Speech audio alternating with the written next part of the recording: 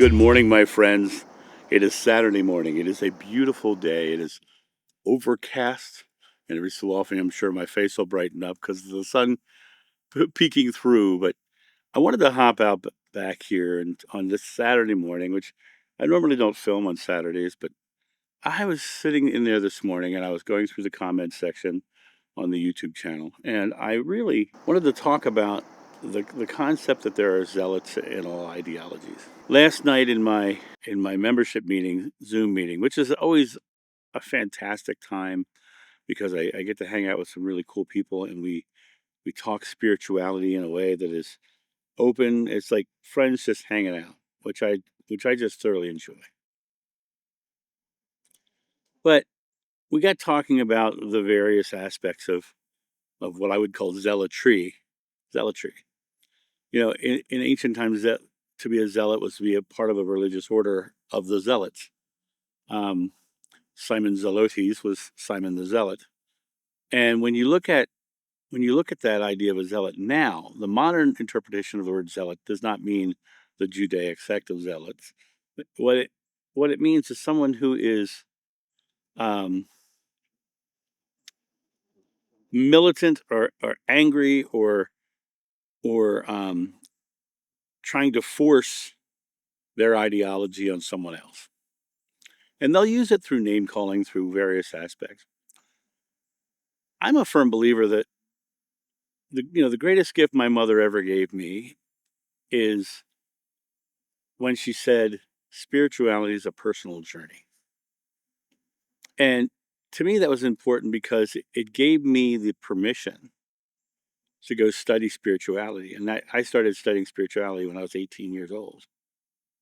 And it gave me a whole new direction in life. It gave me a chance to really see that God is too big and too beautiful to be encompassed by any one school of thought or religion.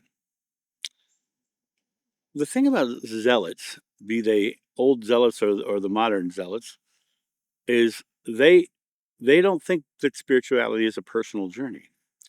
They think it's their way or the highway, and they'll call names and slander. Remember, Socrates said, "When the debate is lost, slander becomes the tool of the loser." Well, when I talk about my beliefs in the oneness of God and that we are all love and we have the ability to love anybody in any moment of any day. When someone comes on who has a specific ideology and they're just angry and they're screaming. I mean, this guy literally called me a militant anti-vegan, and nothing could be further from the truth of that. I have in my life been a vegan. My neighbors are vegans. I love them to death.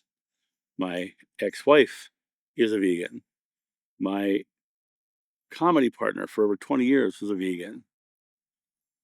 I have no issue with vegans or vegetarians. I have no issues with Muslims or Jews or people of the Baha'i or people of the Wiccan faith. I think it always comes down to kind of what the book of Matthew says. You'll know them by their fruit.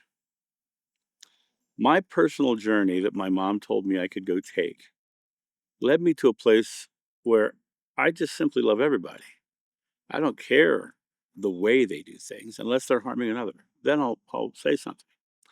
But when someone comes out and tries to force you to believe what they believe, that's not love. That's a power play. That's their own fear and anxiety of getting it wrong. And understand that you have the power in every moment to simply love. Simply love. It doesn't matter if they eat meat or if they work on the Sabbath or whether they are out there, praising the trees. It doesn't matter. It doesn't matter. It only matters is the fruit that they're bearing. What is the fruit that you bear? Are you being loving? Are you being caring? It's far more simple than any of these ideologies make it. Be loving in the present. Be loving in the now. Drink your coffee. I had someone just the other day make a comment that I'm selling drugs by having a coffee ad on my head. That's a zealot. He's chosen to believe that coffee is a drug and that coffee is bad and evil, and so he comes out to scream and holler and yell and slander.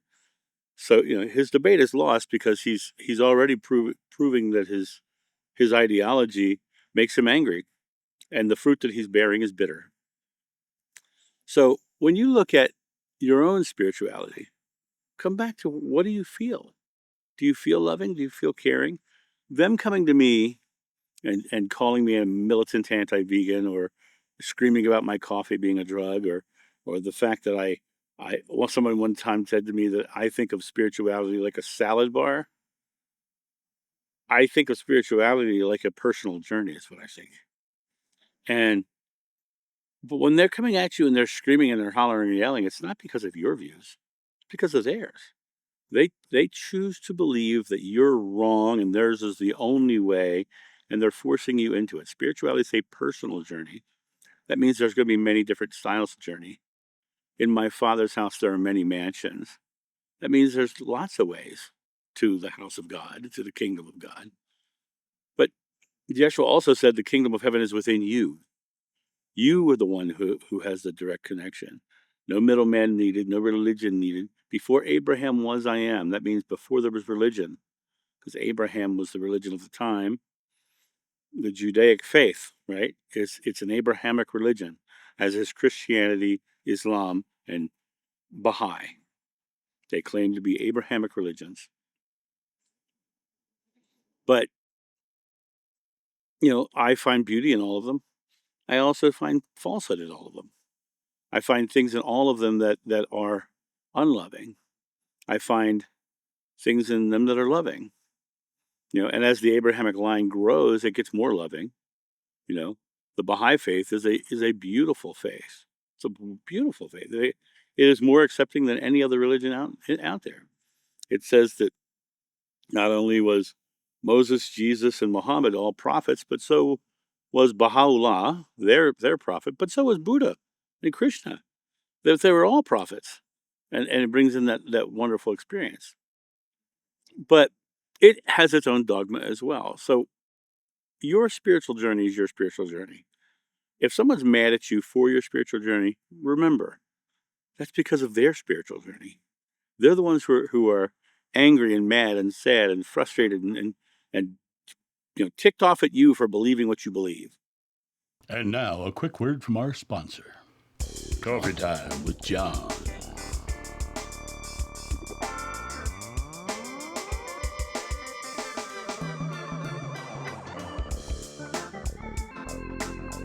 This channel runs off coffee, so get your coffee and tea at johnsjoe.com. If you stay in the loving aspect of your belief, and no matter what they say, when they come out, and understand that any negative emotion coming towards you is someone's fear, because all negative emotions stem from fear. They're foundationed in fear. Your job is not to calm their storm. Your job is to be the calm storm that they see, that they can make their own choice. And 9 times out of 10, they're not going to listen to you because they've chosen and they've decided to put their feet in the cement of their belief. And so they're stuck in that space. To be open, to be loving, to be caring is to not care what anybody else believes unless it's harmful. And if it's harmful to someone else, the idea that they're going to come here and try to force me to believe as they believe, they're trying to harm me, to tell me that I can't believe something that I believe. It doesn't bother me because I know it's fear and falsehood. Spirituality is a personal journey. You get to live it. You get to experience it. You get to be it. And when you have that personal journey locked in, especially if it's locked into simplicity, in my case, everything I believe is simple. It's not hard. The present moment is love. And I get to express that love in many different directions. And someone comes to me from fear, I know that fear is the illusion of love's absence. That it's not something I should judge them for. Here comes the sun. If there's not something I should judge them for, it's something that I should understand is their own journey, their own fear, their own anxiety. I'm not stressed by vegans. Never. I have plenty of friends who are vegans. I'm not stressed by meat eaters. I'm a meat eater, but I'm not judging the others for not. My only issues when I talk about zealotry is the trying to force other people into your ideologies. That bothers me because that takes the freedom of choice away from somebody. That takes the idea that they can't think differently and I am the only way that's right. It's spiritual narcissism. And when you look at it from the perspective of that, you realize that you're okay the way you are. You're okay living your life. If you're happy, if you're joyful, and quite honestly, in my own personal spiritual experience, the more doctrines and dogmas and ideologies that these people are talking about I stripped away from my life, the happier I became, the more joyful I became, the more loving I became, because I didn't have to fit into the model or mold of an ideology. I just simply am. I am that I am. And I am John and I am love. And those two things, when I express them outward, they come back to me tenfold. It comes back to me love. I am love, love comes back to me. I'm an expression of John to its fullest. Some people don't like John, and that's okay. Some people like John, and that's great. The only person that I have to care who likes me is me. Do I like me? I like me. I like who I am. I like the fact that when I speak my truth, I speak my truth. I don't hold back. I say exactly what I believe. I say it loudly and proudly because I believe it.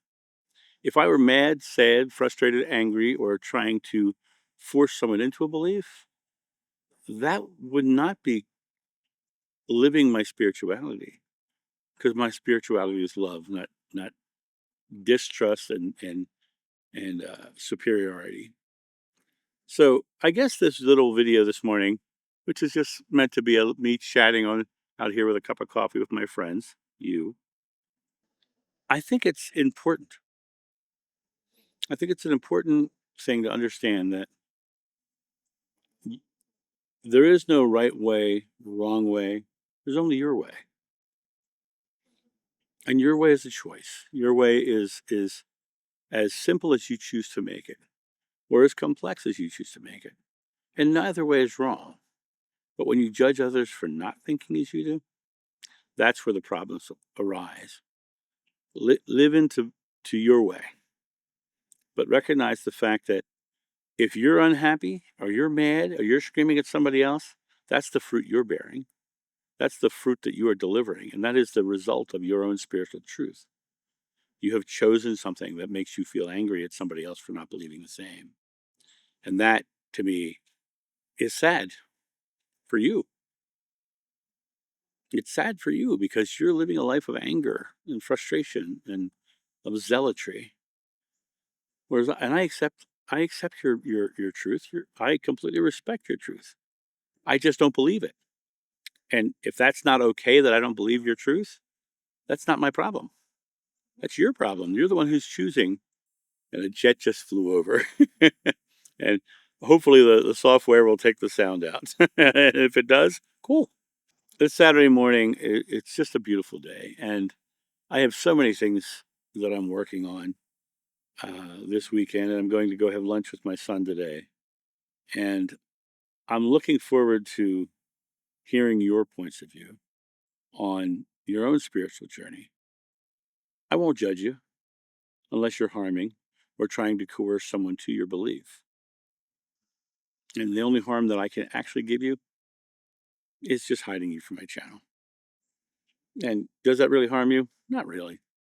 All it, all it really does is keeps me creating a place, a comment section that is joyful and not hurtful, that is loving and caring, and not having someone else's ideologies forced upon my audience. You can come here and you can speak about your truth as long as you speak about it lovingly. But the second you start judging or calling someone else dumb or an idiot or start creating this position of sour fruit, I'm not wasting my time. I'm just going to hide you from the channel. And when I click hide you from the channel, everything you've put on my channel goes away. Everything you put on my channel goes away. And you will never be seen on the channel again. Now, you are still welcome to watch the videos. you just can't comment anymore.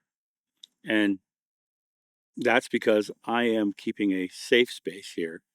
Well, people are allowed to believe differently than you, and they're allowed to come here and be their authentic self without fear of judgment.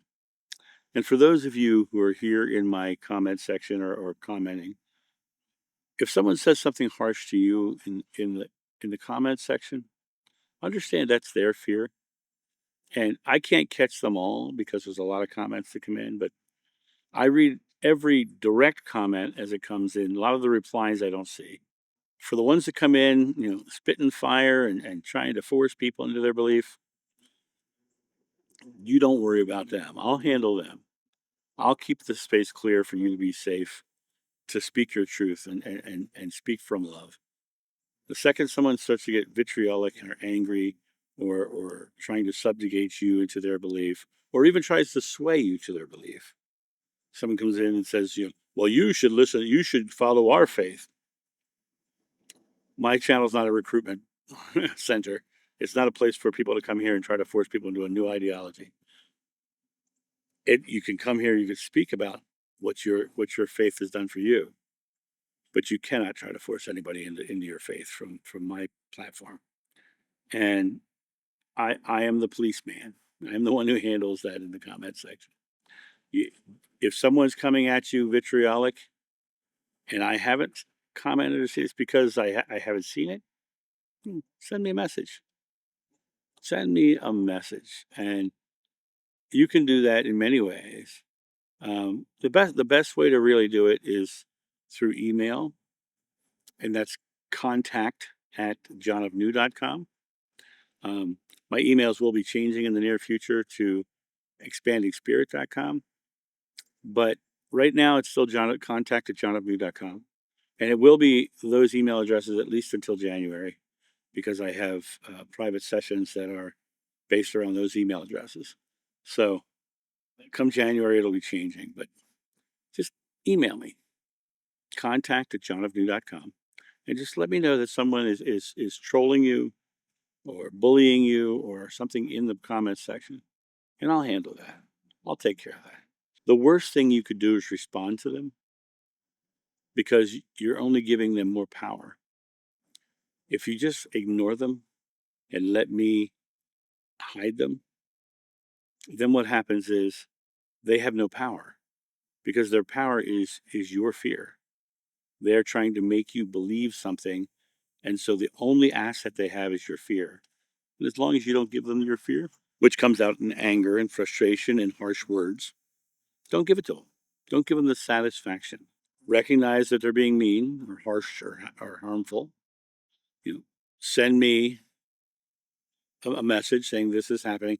And honestly, if you can in that message put in which video it's under, that would make it very much easier, because there's about 2,000 videos on my channel. It'd be much easier for you to just send this is what's happening. And if you give me the video, that means I can go to that video, find that comment, and I can hide them from the channel. But this video is supposed to be just me talking about the greatest gift my mother ever told me. And this video is about the greatest gift my mother ever gave me, which was the choice to go find my own journey. With the spirituality is a personal journey. But it's ending with me telling you that I'm letting you have your personal journey on my channel. And if someone's trying to change your personal journey or trying to judge you for your personal journey, then I'll handle that, because you're free here, you're safe here, and you don't have to worry about what somebody else is going to say to you about your truth, unless you're harming someone. And that's my thought on this. You guys have a fabulous day, and I hope you're enjoying your mug of coffee like I am. And I will talk to you soon. See ya. Bye.